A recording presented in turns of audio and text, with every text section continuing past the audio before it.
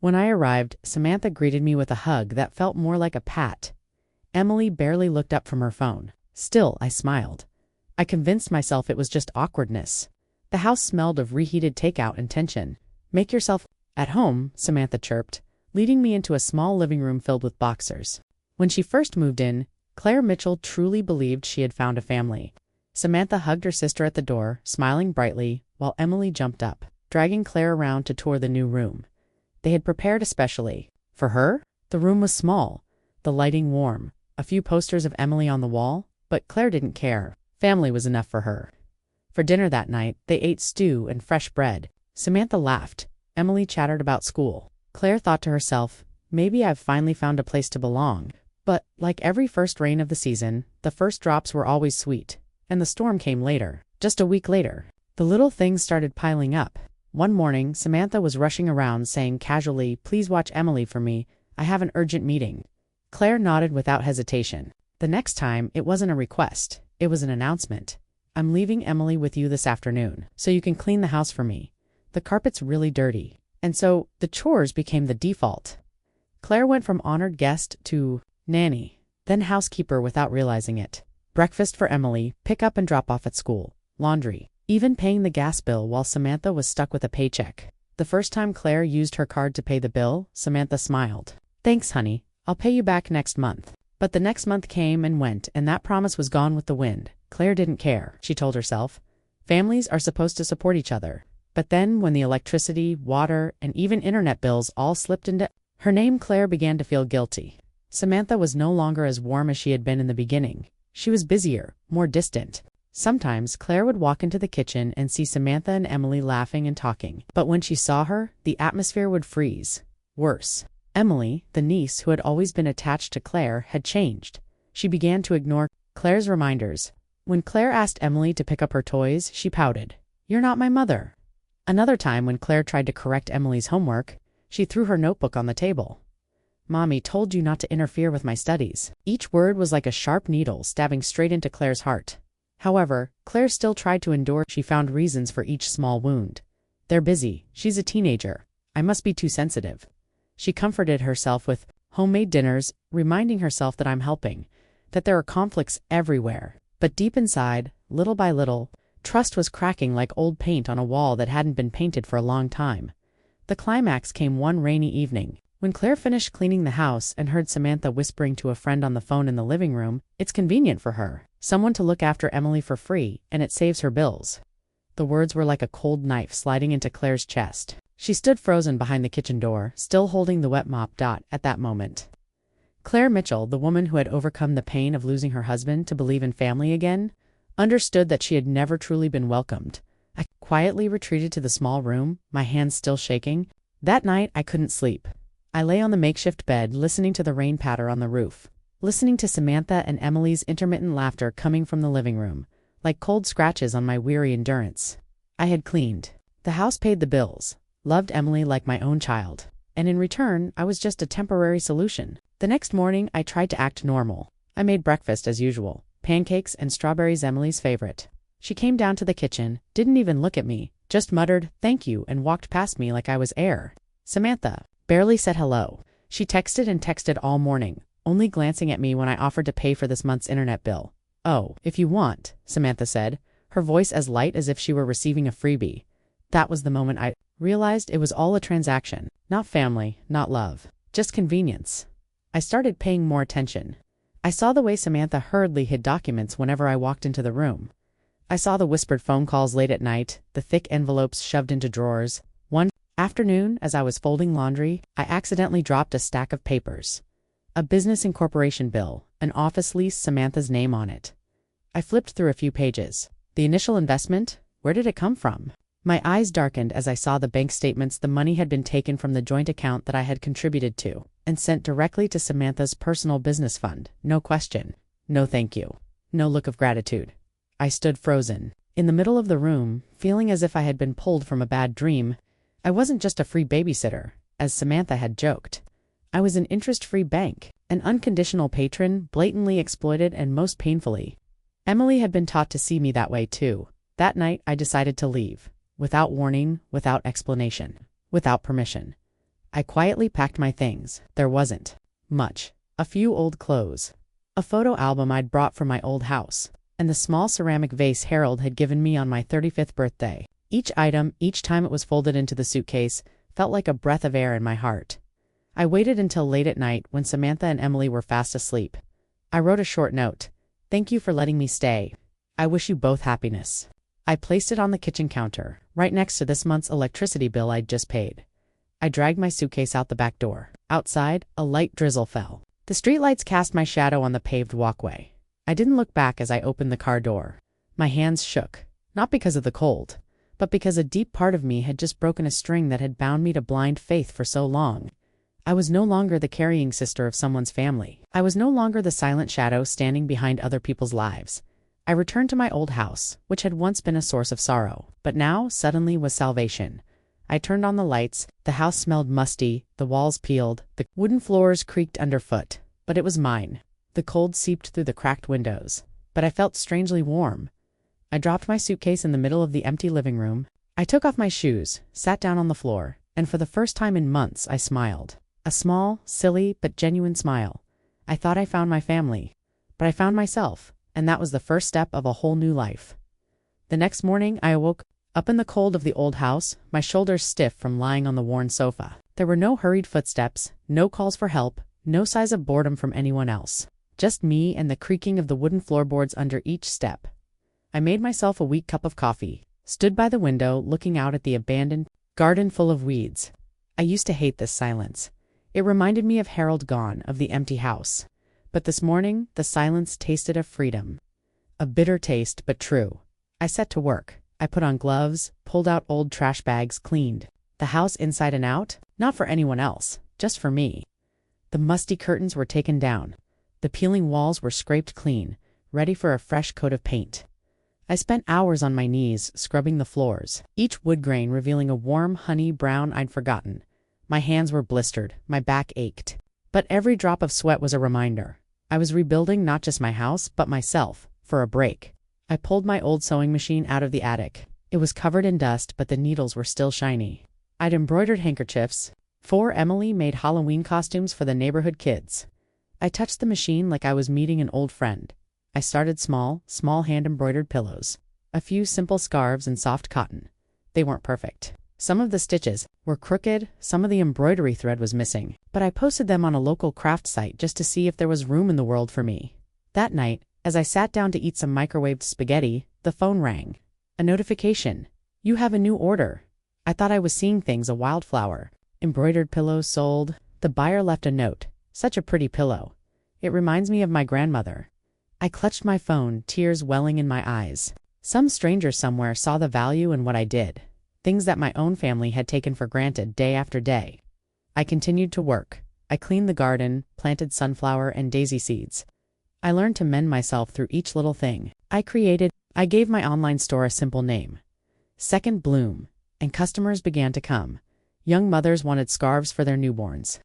Old people recalled old memories from the little flower pillow. Girls sent messages of thanks, saying they found a little peace in the busy world.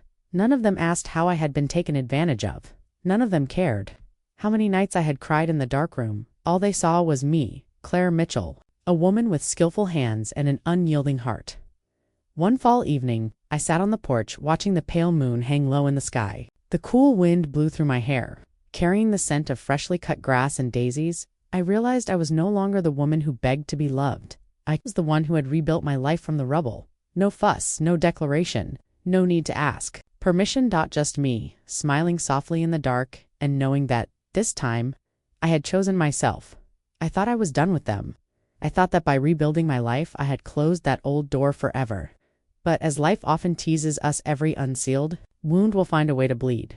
The call came on a late October afternoon. As the first cold winds began to blow through Ohio, I was sitting packing my 100th order, a sky blue wool scarf. When the phone rang, I recognized the number immediately, even though I haven't heard it for a long time. My mind still instinctively remembers that alarm. Asterisk, I let it ring, then ring again. On the third ring, I picked up, saying nothing.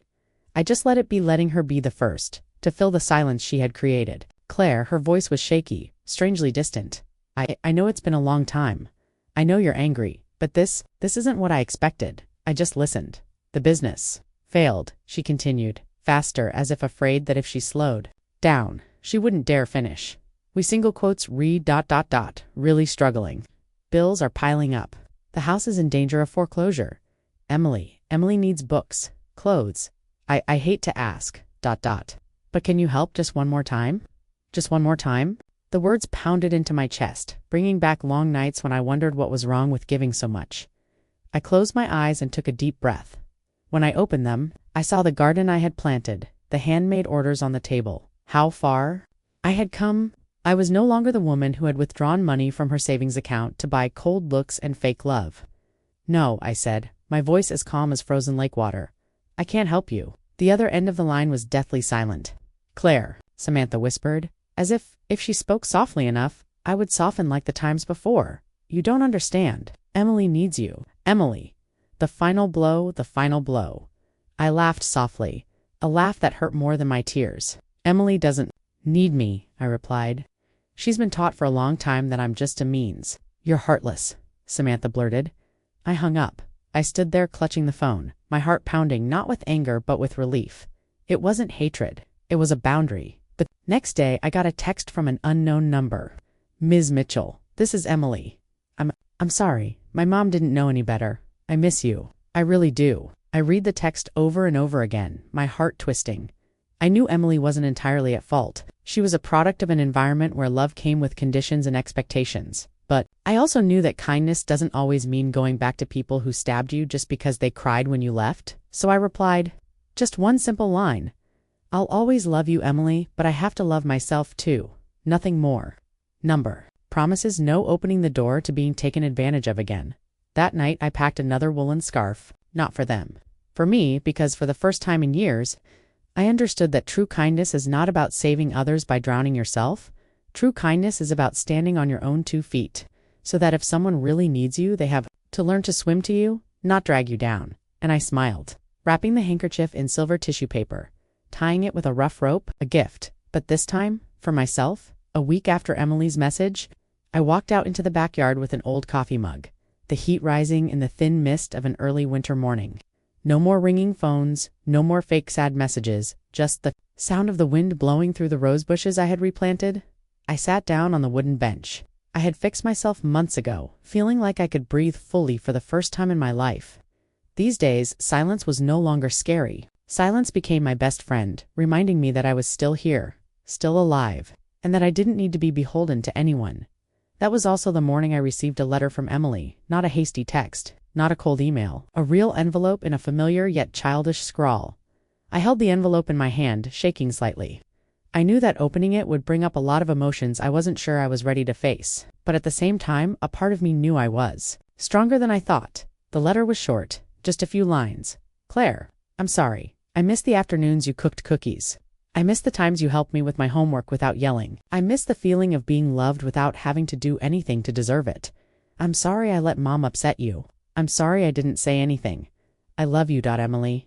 I folded the letter, hugging it to my chest, feeling like the winter had retreated. To make room for a fragile warmth, not all was lost. Not all love was hopeless. I didn't reply right away. I placed the letter on the kitchen table, next to a bouquet of wildflowers I'd picked myself from the garden. As a reminder that all good things take time to bloom, in the days that followed, life went on, slowly but meaningfully. Orders kept coming. I expanded my small online store, started taking custom orders. A young mother ordered a quilt embroidered with her daughter's name. A couple asked me to make scarves to commemorate their wedding. Every needlepoint, every thread, was a way for me to sew my own heart back together. And then, one afternoon, as the pale yellow sunlight bathed the steps, I received another message. From Emily, Miss, if you're okay, I'd like to come visit. Not to ask for anything, just to see you.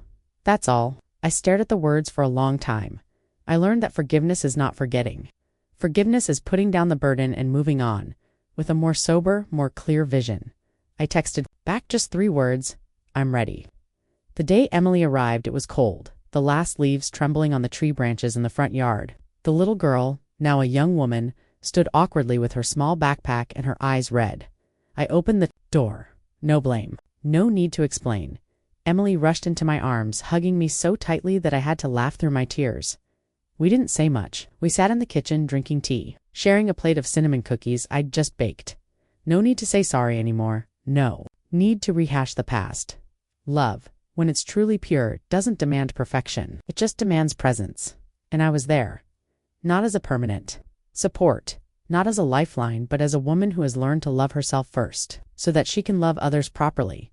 That day, as I saw Emily off, I stood by the door watching her disappear down the cobblestone path. I knew there would be more challenges ahead, but this time, I would not rush in to rescue her. I would be here, steadfast, living my life on the land I had cultivated. Because in the end, rebirth does not come from going back to what was lost. It comes from choosing myself and never asking for permission to do so. Spring came like a gentle whisper, and my garden bloomed in colors that no one ordered or controlled. Daffodils crowded the lawn.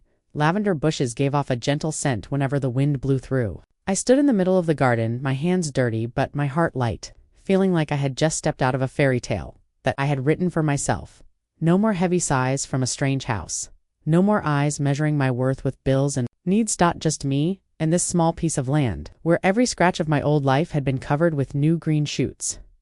Late one afternoon, when the sun was leaning golden behind the trees, I received an anonymous package. Inside was a small notebook, soft leather cover, with a card that simply said, "For you, the one who taught me how to love without asking for anything in return."